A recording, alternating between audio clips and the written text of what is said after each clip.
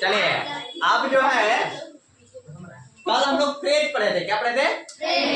आज क्लाउड पढ़ना है। क्या पढ़ना है? क्लाउड जो है, क्लाउड मीन्स उपवाक, माने वाक का एक रहेगा उपवाक और एक और अलग से रहेगा, ठीक है ना?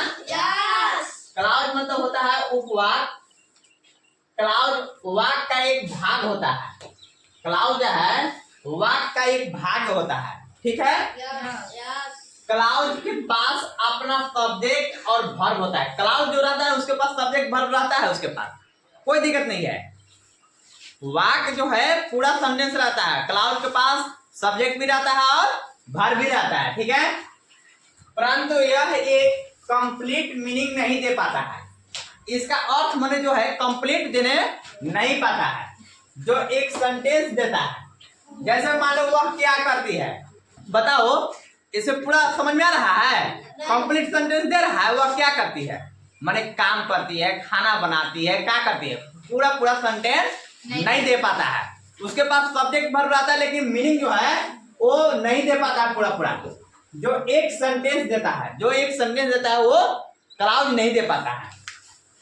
जैसे में मान लो कि है वह क्या करती है, यह मालूम नहीं है। देखो वह क्या करती है यानी कि क्या करती है, यहाँ तक उपवाक है। क्या है? क्लाउड जिसको बोलते हैं, क्या बोलते हैं इसको?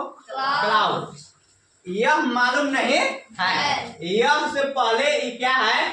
उपवाक है। यह से पहले क्या है? उपवाक है।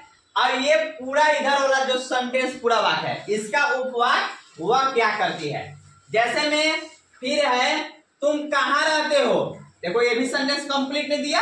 तुम कहाँ रहते हो, मेरे पटना रहते हो, दिल्ली रहते हो, घर रहते हो, कहाँ पर रहते हो, ये पता नहीं चल रहा है। तो ये उपवाक हुआ और यह से पहले भी होता है ये उपवाक, मुझे पता है।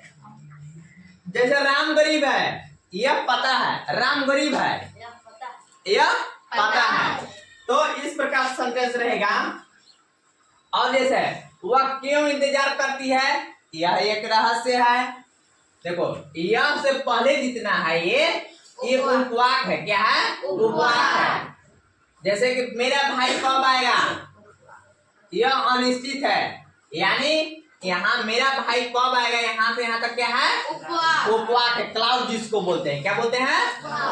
वह जो कहता है वह सही है, मतलब यहाँ से वह के पहले जितना है ये क्या है? उपवाक है। तब इस प्रकार से जैसे ऐसे वाक्यों में यह के पहले आने वाला उपवाक वाक का असली सब्जेक्ट होता है। यही उपवाक जो है सब्जेक्ट कहलाता है। क्या कहलाता है? इसमें सब्जेक्ट कहलाएगा, सब्जेक्ट होता है। ऐसे वाक्य का अनुवाद में यह का अंग्रेजी लुप्त होता है। यह का अंग्रेजी क्या होता है? लुप्त होता है। इसमें छुपा रहता है, इसको अंग्रेजी नहीं बनाते हैं, ठीक है? और जिस वाक्य में प्रश्नवाचक शब्द से शुरू नहीं होने पर दैट से क्लाउड का शुरू करते हैं। जैसे दैट का शुरू करते हैं कैसे? जब उसमें जो है बीच में कब, क्यों, जो इस समय है ना, यदि नहीं आएगा तो क्या करेंगे? दैट से शुरू करेंगे। जैसे समझ लीजिए इसमें, जैसे पृथ्वी गोल है, यह सबको पता है, कब, क्यों, कहाँ आया, इसमें नहीं आया, तो उस स्थिति में दैट का प्रयोग करते हैं। क्या का प्रयोग करते हैं? दैट का। जैसे में वह निर्दोष है, यह तथ्य है, वह निर्दोष है, इसमें कब, क्यों, कहाँ आया नहीं, तो इसको क्या करेंगे? दैट का प्रयोग करेंगे। राम ईमानदार है, यह स्पष्ट है, बताओ राम ईमानदार है, स्पष्ट है, इसमें आया कब, क्यों, कहाँ। जब प्रश्नवाचक शब्द नहीं, वर्ड नहीं आएगा तो दैट से शुरू करते हैं। चलो अब जैसे बना के देखते हैं। अब क्या करते हैं? बना के देखते हैं इसको। जैसे में वह क्या करती है, यह मालूम नहीं है, वह क्या करती है। और हाँ एक और है, इसको जो है सेंटेंस को एसर्टिव सेंटेंस के नियम से बनाते हैं। क्या नाम से? एसर्टिव, जिसको सविक्रियात्मक वाक्य जो होता है उस नियम से बनाएंगे, जिसको अफर्मेटिव भी बोलते हैं। क्या बोलते हैं? अफर्मेटिव। जैसे में वह क्या करती है, तो क्या का अंग्रेजी जो है सबसे पहले लिख लेंगे व्हाट, जैसे फ्यूचर वर्ड जिसको व्हाट। अब इसको वह करती है, जो अब अफर्मेटिव जो सेंटेंस होता है उस नियम से बनाएंगे। वह करती है तो वह सी, अब करना के डू, और इसमें ही, सी, इट, नेम सिंगुलर नंबर के साथ क्या लगता है?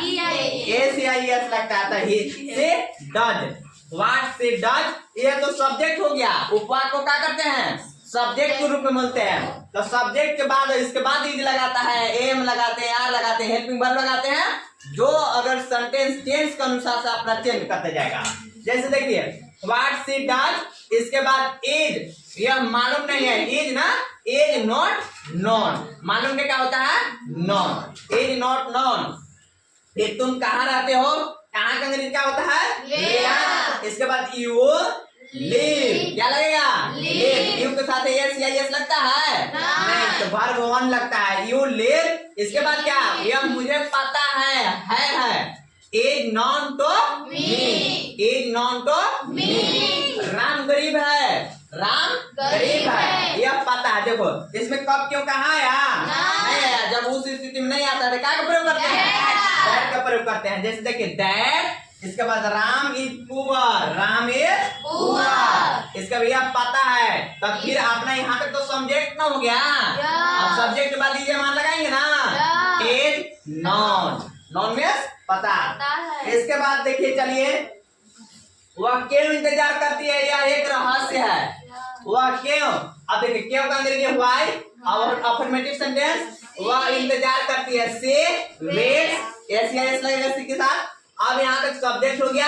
इसके बाद यह एक रहस्य है तो ये मिस्ट्री, रहस्य का अंग्रेजी क्या होता है, मिस्ट्री। मेरा भाई कब आएगा, यह अनिश्चित है। तो मेरा भाई कब, कब पहले लिखेंगे, व्हेन माय ब्रदर कम्स, आएगा क्या अंग्रेजी, कम्स। इसके बाद as uncertain, as uncertain comes, ठीक है। वह जो कहता है वह सही है, जो का अंग्रेजी क्या लगेगा, व्हाट। हे, इसके बाद सेड इज राइट। ये तो बता दिए हैं कि ऐसे वाक्यों में यहाँ का पहले आने वाला उपवाक है। इसके बाद चलिए देखते हैं, जैसे पृथ्वी गोल है यह सबको पता है, इसमें कब क्यों कहा है, नहीं है तो क्या लगेंगे, दैट पृथ्वी के the earth is round, is known to all, क्या हो जाएगा, नॉन टू ऑल। वह निर्दोष है, यह एक तथ्य है। दैट लगाएंगे इसमें क्योंकि नहीं है, इसमें कब क्यों, दैट। और वह का क्या होगा, इज इनोसेंट, निर्दोष के क्या होता है, innocent. Is a fact, is a fact. Ram ईमानदार है, यह स्पष्ट है। तो इसमें है कब क्यों कहा, वह है नहीं है, तो राम के क्या लगेगा, दैट राम इज ऑनेस्ट, ईमानदार का क्या होता है, honest. Is clear, clear means स्पष्ट। तुम एक चोर हो यह सबको पता है, तो that you are thief is not to all. समझ आ रहा है। अब चलते हैं अगला सेंटेंस में, ये आपको होमवर्क रहेगा। जैसे वह कहाँ रहती है यह पता है, तुम क्या करते हो यह मुझे पता है, वह कब लौटेगी अनिश्चित है, रीता कब नाचेगी यह तय नहीं है, वे लोग कहाँ गए यह एक रहस्य है, वह क्यों हंस रहा था यह एक रहस्य है, राम ईमानदार है यह स्पष्ट है। आप लोग इसको बना करके होमवर्क में लाइएगा, ठीक है। Thank you. इसको राइट डाउन उतार लीजिए।